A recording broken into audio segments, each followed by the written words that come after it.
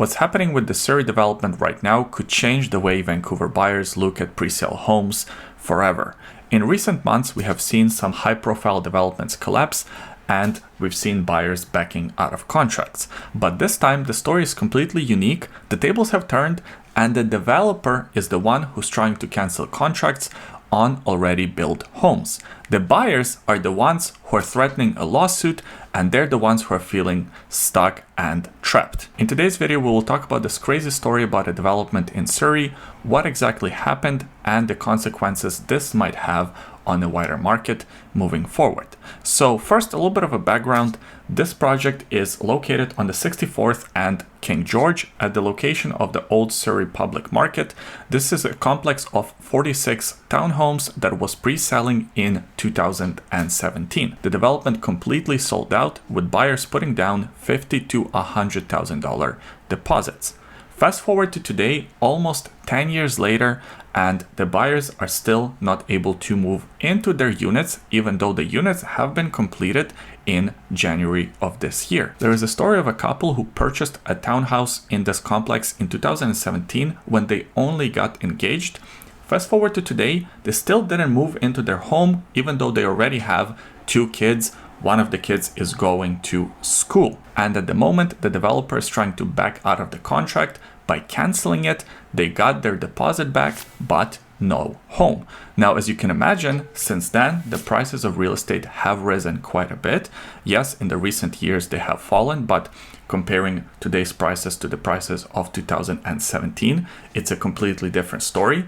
On top of that, a lot of these people have had their deposits held by the developer for 8 years. If they invested that money into a different piece of real estate or into the market, they would have earned a lot of interest. At the moment, there is no interest. They simply got their deposits back. Now, why is this happening? According to the developer, the project got out of hand. They ran into a lot of unforeseen expenses, and their debt has ballooned to $32 million. Now, according to them, they got a new lender, and this lender is demanding that they cancel existing contracts and try to resell these ready units at today's current prices. At this point, you might be wondering, how is this even allowed? How is the developer able to cancel these contracts? Well, most of these pre-sale contracts have a provision that if the development gets delayed long enough, there is a right from the developer or from the buyer's side to cancel the contract. And seems like that provision has been reached, and now the developer simply canceled contracts and refunded everyone their deposits. A lot of people are feeling stuck. A lot of people are feeling betrayed, disappointed, very understandably so, especially since this is a townhouse type complex. Usually these type of complexes should not be taking this long to build. You're looking at probably 18 months, maximum 24 months, something like that, from the sales stage of the project to the actual completion. In this case, it took way longer, and of course the developer has gone way over budget. At the moment, the buyers who got their contracts canceled are threatening a certificate of pending litigation onto this development, which means the developer will not be able to resell their units until this litigation goes through, which can take 2 to 3 years. Developer, on the other side, claims that they will go out of business, they will go bankrupt because they can't have carrying costs for another 2 to 3 years on a project like this. So on top of all of this, there is an impending foreclosure that could happen to this project. I think this story has a much wider reaching consequences than just focusing on this one specific development. Because if this developer gets away with this, what is there to stop future developers from doing the same thing? Especially currently that a lot of developers are really struggling and they're trying to sell their units at whatever price they can. Well, in a few years, if the market recovers, if they keep on delaying their project because they are in control of how much delay they can handle, they can just simply cancel the project, give you your deposit back, and try to resell these units at the higher current market rate. Now, of course, it's not going to happen with a lot of projects, but I can see a scenario where something like this can happen in the future, especially with some of the smaller developers. These townhouse projects are attracting a lot of novice developers. A lot of developers are building their first project as a townhouse project for several reasons. Number one, the timelines are expedited. As I mentioned, it should probably take about 16 to 24 months to complete a project like this, which is a lot shorter of a period of time as opposed to something like a condo tower. Secondly, it is of course cheaper to build than a high-rise or an apartment building. Third, all the square footage buildable is actually sellable, or majority of it. If you're building a condo tower or something like that, you have elevators, you have hallways, you have a lobby. These things are not exactly sellable. They have to be taken into account with the prices of all units.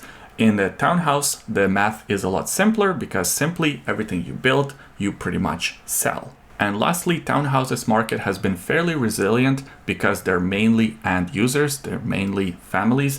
This is not an investor-driven part of the market, which means that even if investors exit the market, which happens quite often, especially if the economy takes a downturn, people still need a place to live, and a townhouse is a great sort of starter home for a lot of families. So for those reasons, a lot of newer developers are attracted to building townhouses, but that also comes with risks. Like in instance of this developer who got in over their head, was not able to carry the exceeding costs, and is now trying to find these sneaky ways to back out of the contracts and sell these units at a higher price. The other problem that I see arising from a story like this is the fact that developers write their own contracts, and when you buy in a new development, you have to sign their contract. And of course, if they write the contract, they write the contract to favor themselves. For instance, if you try to back out of one of these deals, they will keep your deposit and they will probably sue you for damages. However, here, because they found this loophole, they can back out of the contract and they don't have to pay you any interest. They simply give you back the deposit. Now, yes, the development has been delayed for a long time, but you as a buyer have no control how long the construction will take. They, as a developer, have a much higher degree of that control. So once again, they're writing these contracts to favor themselves over favoring the buyer. I hope we will see some sort of a change in the future with these pre-sale contracts where there is a balance, or maybe even sort of a standard contract like we have in the resale market. The last issue I wanted to highlight here is not really related to this development specifically, but it's just something that has been on my mind for a while, and is the current situation that we find ourselves in with the slower pre-sale market, with a lot of developers really struggling, and the future that I can foresee moving forward. It is conceivable, and I think it's logical to assume that when developers are struggling and they have new projects coming up, perhaps they could cut some corners. We have seen some lawsuits in the past of developers, especially in the Fraser Valley, not following the code to the best of their abilities. And in a market when you have a lot of developers struggling and in some cases lose money, it's again conceivable to see that some of them will not be building the highest quality townhouse units and condo units moving forward. I am making a bit of a bold prediction here, but I can see a lot of lawsuits in the future over the quality, especially because, number one, in the recent years, the materials got a lot more expensive because of the supply chain issues due to COVID, due to higher tariffs, and on top of that, the high inflation. So the materials got way more expensive across the board. Number two, of course, the market cooled down, so the developers are not bringing in as much money, especially newer developers. They've been hit a lot harder. And number three, the shortage of skilled labor because of the caps on the temporary workers that we have seen introduced last year and continuing through this year and next year. So all of that combined could lead to a situation where sort of behind the walls and behind the things that you can't really see, we might have some corners cut. Now, all of that is to say that you have to really be educated as a buyer. Do your best to know the developer, know their quality, see their past work. Reputation in this business is very important. Buying in development from a brand new developer could be a little bit more risky, especially right now. Now, all of this is hypothetical. I'm not saying that this will definitely happen, but it's just something that It has been on my mind a little bit lately, so I wanted to bring it to your attention to give you some value for watching these videos. And by the way, thank you for watching this video all the way until the end. If you enjoyed it, give it a thumbs up, subscribe to the YouTube channel for more videos like this in the future. If you need some real estate advice here in Greater Vancouver, whether it's to buy, to sell, to invest, what have you, my contact information is below. Thanks for watching, and we'll see you next time.